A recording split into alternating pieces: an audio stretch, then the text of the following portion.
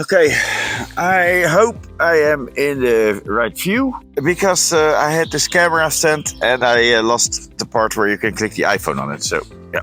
Anyway, hi guys, this is Ride with Roland and this is my review after 1 year and 15,000 kilometers of the mighty BMW 1250 GSA. Well, of course you know it's a good bike, but I want to talk about the bad things. Let me get this earplugs off because it's not working. Probably never gonna find it again now. So you've probably seen many videos where they talk it's an awesome bike and whatnot. But I want to talk about things I don't like about the bike, mainly. And some things may be different or maybe new for you. Remember, this is all based on my own perception, right?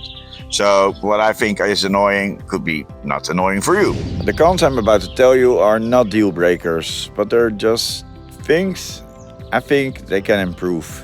So BMW, if you're listening, of course you're not. But if you're listening, maybe you can do something about those points. Yes.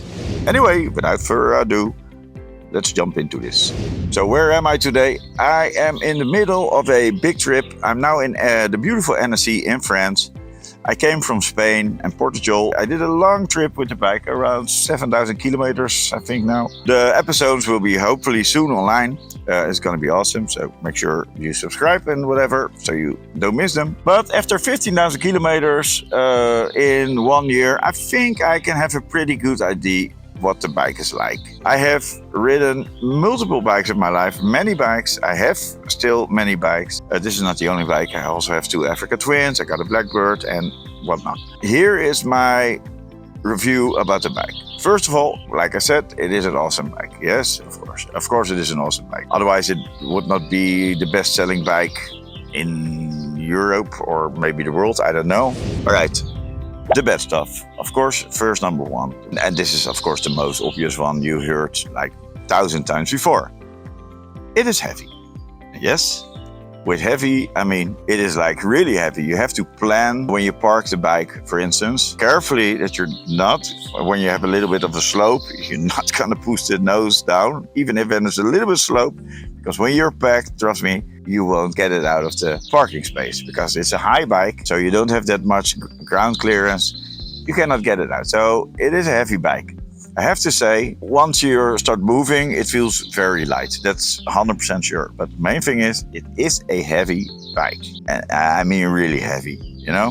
So when you're standing still and you're a little bit out of balance, well, you cannot have that many degrees and then you won't hold it. It will fall down on you, especially with the specs. Mine is specs heavy, but anyway, that is the most obvious. That's not the most important. Let's do other stuff. Yes, sorry to interrupt this video, but I just want to make sure we are talking about the 1250 GS Adventure here. So not the regular GS, what is lighter and a bit more slim. Well, comparing to the Adventure model. Oh, and by the way, just a quick note, but did you know that you can win $500 for just subscribing to my channel? No? Okay, head over to www.theridewithroland.com for more info or check the description of this video. Alright, carry on. One point I noticed, I don't hear many other reviewers say this, or probably maybe never. However, it is rich on the fuel, I think. It's running more than I hoped for. When you're above 100 kilometers an hour, like let's say 120, 130, it will run about 15 kilometers on 1 liter gasoline. So it's not the cheapest. And I know it's a big bike. I understand it. It's a heavy bike. I also understand that. But I think it could be a bit better. Comparing with other brands, it's not the cheapest out there with fuel consumption. Maybe some people won't agree and say, no, it's really cheap. Yeah, but try packed and drive a little bit more gas and you will see what I'm talking about. Next point. This one, probably you heard before. There's a lack of excitement in the bike. And there's also a lack of power, I have to say. Oh, shit. I was holding the microphone. It could use a little bit more power. Don't get me wrong, the bike is fast, right? Really fast. But the perception of speed is kind of low in this bike. If I think I'm riding 60 and I watch the meter, I'm 120 and I'm like, oh, I'm already 120. So that is a bit of a problem. The bike doesn't give you that feeling of speed. Most of the time you're speeding probably too much. Oh, I do it again, the microphone. Don't do that. But it has also, because of that, I think kind of lack of excitement, you know? It don't give you a smile from ear to ear when you crank the throttle. And I think it could use a little bit more power, just a little bit, especially in the high revs. It has a lot of torque, the bike, right? You give gas and it goes. But after 4,000 or 5,000 RPM, I don't know. It's not that much. Doesn't feel natural also to ride in high RPM on this bike. It doesn't feel like he likes it, or she, whatever. She's dirty, by the way. I don't mean it in a sexual way, but the bike is really dirty after 7,000 kilometers. Some kind of holocaust on my windscreen of flies. But I just leave it there once I got home, because it has something when a bike is a bit dirty, don't you think? You can see you're traveling. Anyway, lack of power, lack of excitement. Next con is definitely the BMW service. I mean the BMW dealers, right? It's an expensive brand and you know it when you walk into the showroom. The service intervals, they are expensive. I do it myself. If you're not doing that and you go to the BMW dealer, well, it's not the cheapest out there. It's not really a surprise. It's a BMW, right? Next con I noticed, it's a pain in the ass to clean. When I clean my bikes, I don't do that so often, but when I do, I'm done in 10 minutes. And with this one, it's longer because you cannot reach everything and it's just a pain in the ass to clean. So if you're one of those guys who cleans every time after a ride, I don't know why, but suppose you are the kind of guy, it's a pain in the ass to clean. Another thing I noticed I don't like is I cannot adjust the buttons. Well, I can adjust the levers, right? I can adjust the handlebar, but I cannot adjust the light switches and etc. And the problem is, I asked the BMW dealer and there is some kind of pin in it, in the steering wheel, and there it sits in it. So meaning when you move the handlebar, the buttons move with you and they're now in some kind of, well, not the most natural place, I have to say. So that sucks a bit. I cannot change it. There's no way I can screw it and screw it back tied on.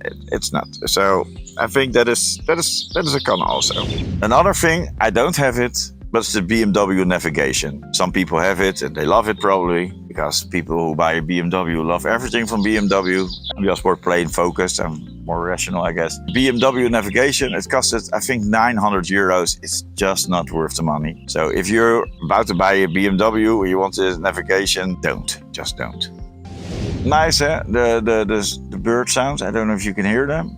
A lot of birds here. But that's my second con, the sound. But I don't mean the sound of the exhaust. I mean the sound of the engine. It sounds a bit like rattling and doesn't sound like a premium bike, I have to say. I'm honest. It sounds a bit like could fall apart any minute. But maybe that's just me. That's a Boxer engine.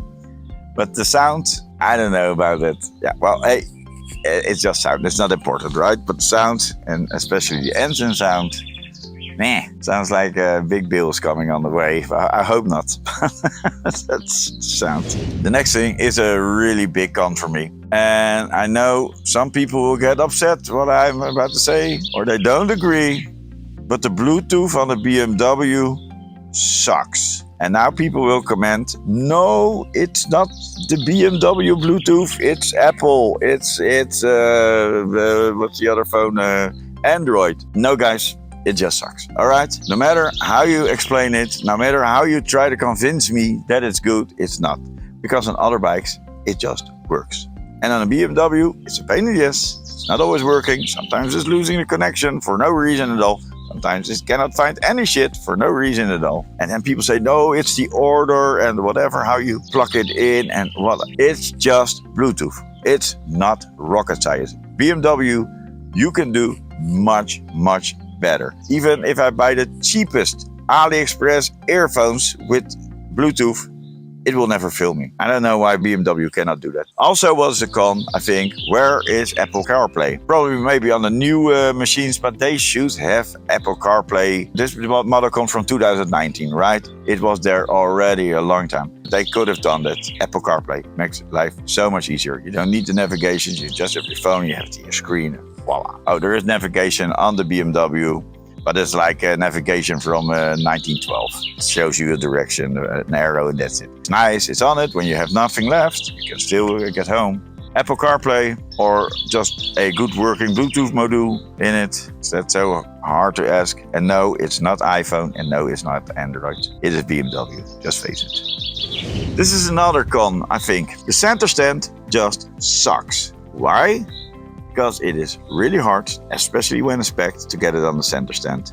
And if you need to check the oil level, you really need to put it on the center stand, or someone holds the bike, of course. It's a pain in the ass. I understand it has to do with the position where you can mount it. You cannot mount it everywhere. You just have a limited space. I understand the part. If I have this Africa Twin, which is almost the same weight as this bike, I can put it easily on the center stand, easily. But probably also because it's a little bit higher, the bike, so it's easier. But center stand, I don't know. I think they can reinvent the center stand a little bit more friendly.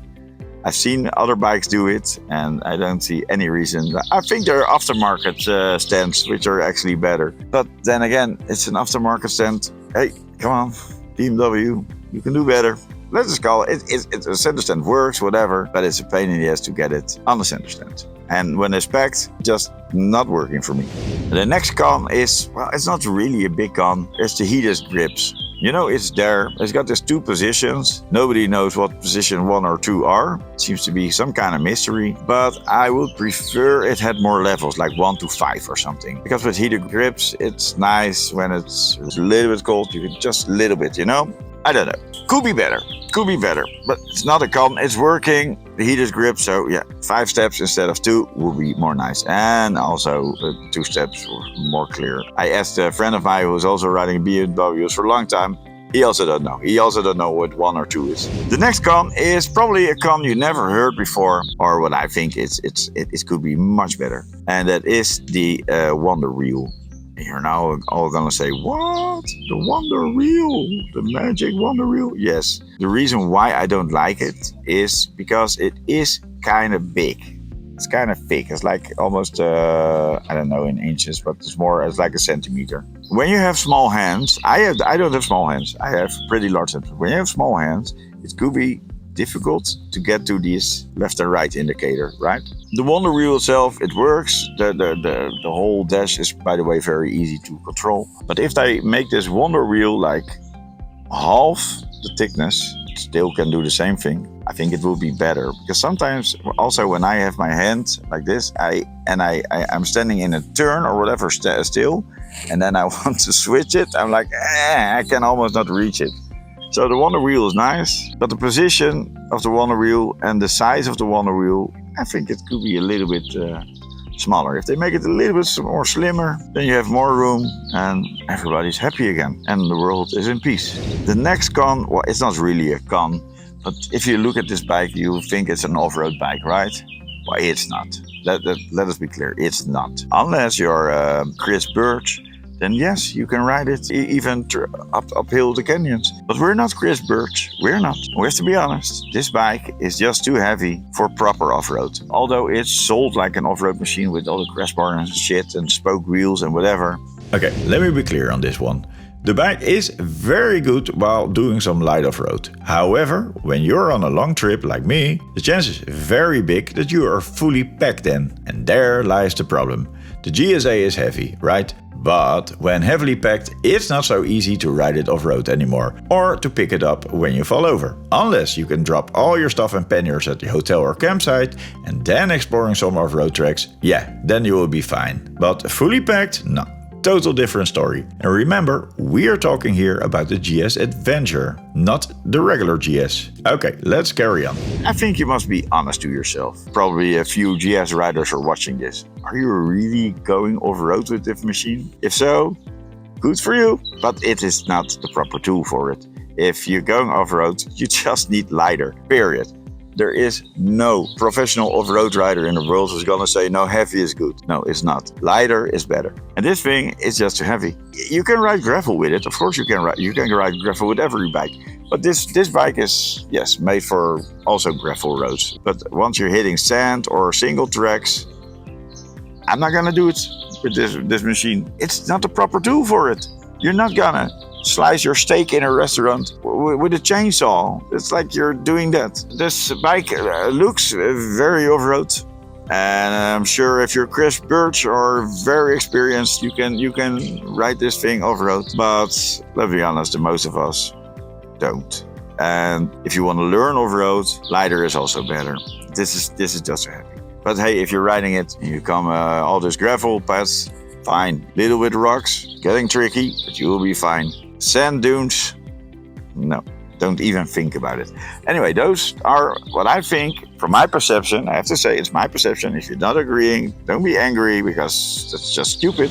Well, now it sounds like it's a bad bike, but of course it's not. It's a very great bike and there is a reason why it's the best-selling adventure bike until this day. So that's why I also made a video about the things I love about the GS. And I'm gonna talk in that video if the bike is something for you or not. Maybe I can help you if you are thinking about buying a BMW GS or GSA. If the video is available, you can see it right here above in 3, 2, 1 now. Right. I hope you liked it and I hope to see you again. This was the Ride with Roland, live from Spain, I want to say, but it's France. Live from France, from Annecy. I'm now going to the lake. I hope you liked it. See you all next time. And remember, ride safe.